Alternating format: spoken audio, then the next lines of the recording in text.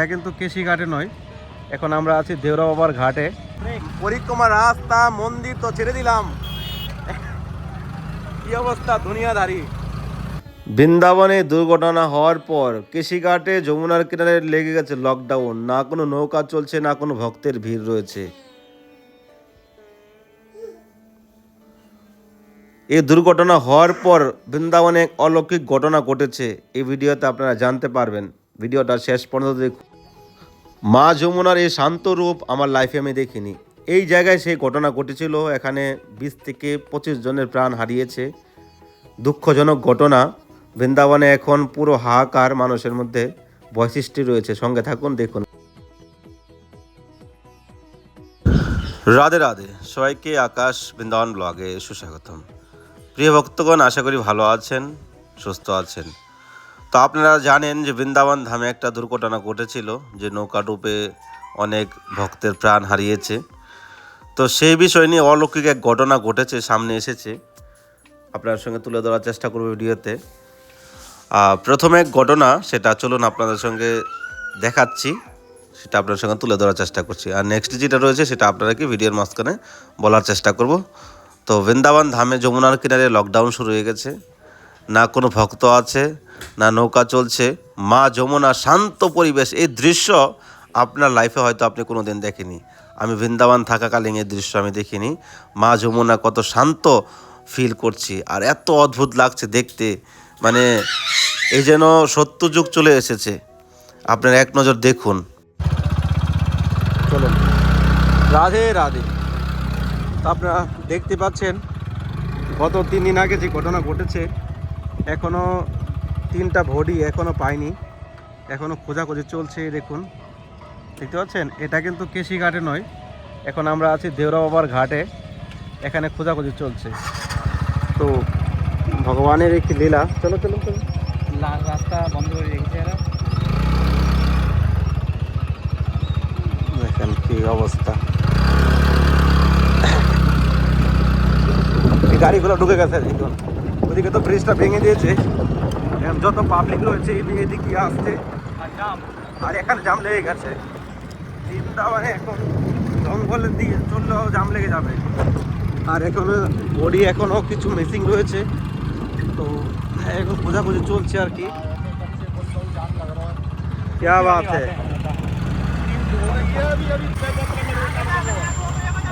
দেখুন, বৃন্দাবনের রেকর্ডে যাচ্ছে, রেকর্ড।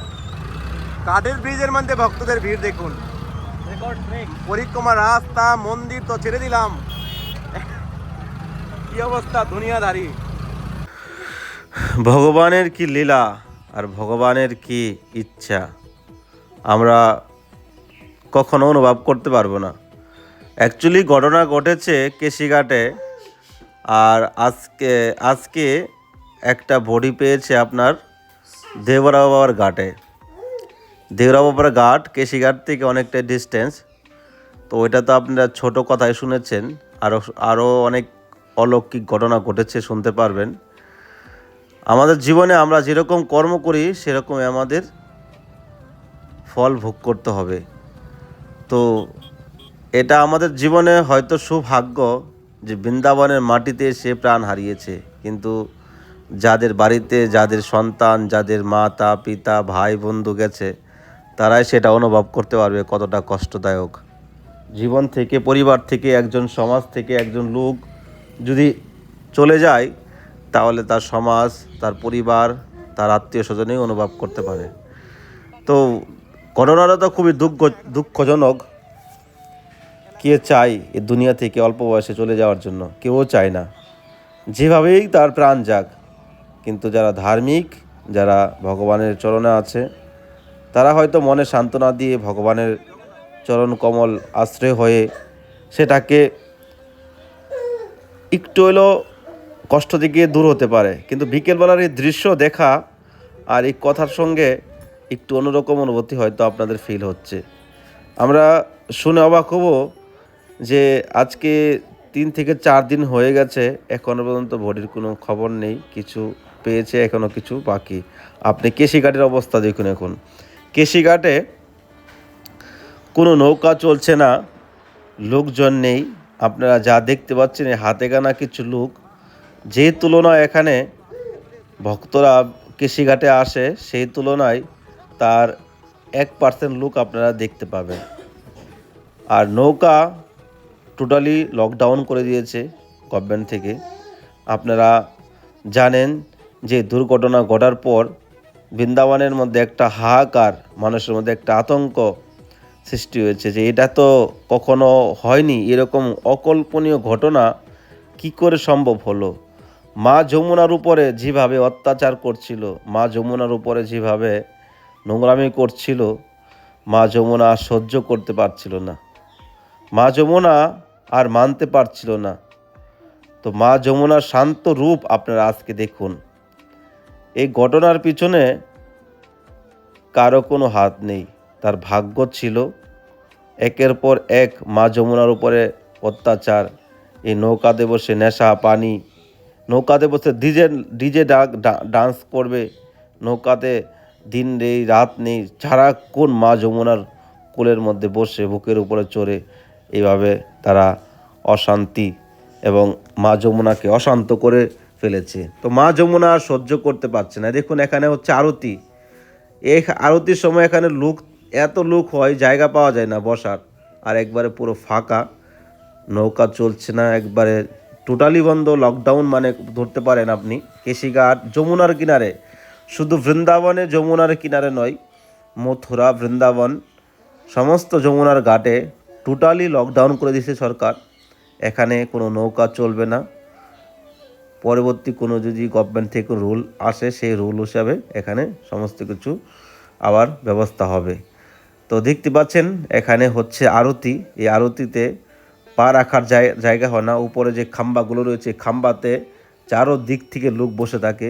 কিন্তু আজকে একবারে অল্প ভক্তদের ভিড়। আর আমি 5টার দিকে যমুনার পাড়ে গেছিলাম, তখন দেখি লোকজন নেই, পুরো ফাঁকা। ধীরে ধীরে ধীরে ধীরে একটু সন্ধ্যার দিকে কিছু লোকজন হয়েছে।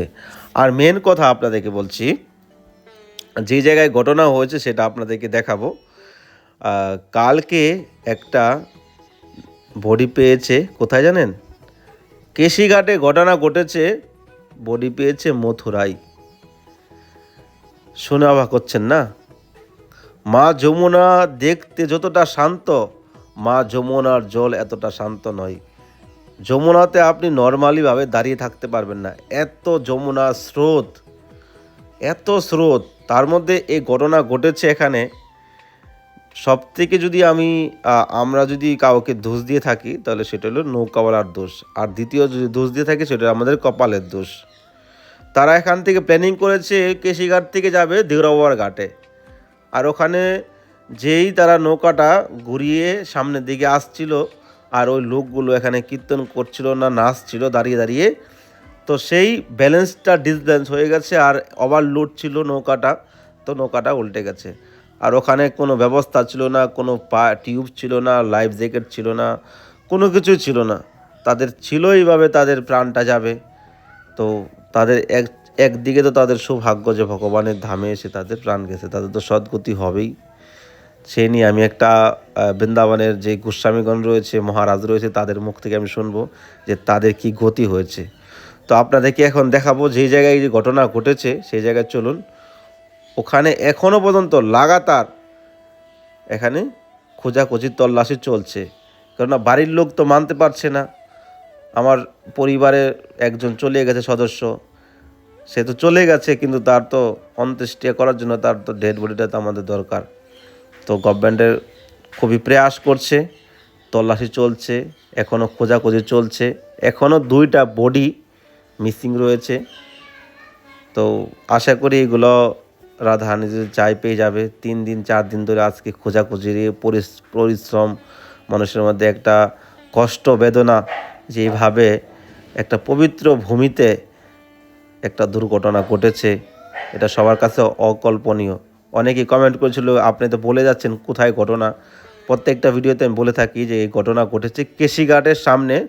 এই দেখুন, এই হলো ব্রিজ, এখানে কাঠের একটা ব্রিজ হয়, সেই ব্রিজের মধ্যেই এই ঘটনা ঘটেছে। তো এটা তো আমাদের জীবনে একটা 2026 সালে একটা রেকর্ড হয়ে থাকবে মা যমুনার উপরে কলঙ্ক লেগেছে, কিন্তু মা যমুনার কি দোষ? মা যমুনার উপরে অত্যাচার করবে, মা যমুনা আর কত সহ্য করবে? দেখুন কত শান্ত, একবারে মা যমুনা শান্ত, নৌকাগুলো সাইডে দাঁড়িয়ে আছে। এই দৃশ্য তো আমার লাইফে আমি দেখিনি বৃন্দাবনে থাকাকালীন। আপনারা দেখেছেন কিনা সেটা আপনার নিচে কমেন্ট করে জানাবেন। একদিন, দুদিন, 3 দিন এই কেশিঘাটে প্রতি বছরই এখান থেকে প্রাণহানি ঘটনা ঘটে। কেশিঘাটে কেশিয়া দানব থেকে এই কেশিঘাট হয়েছে।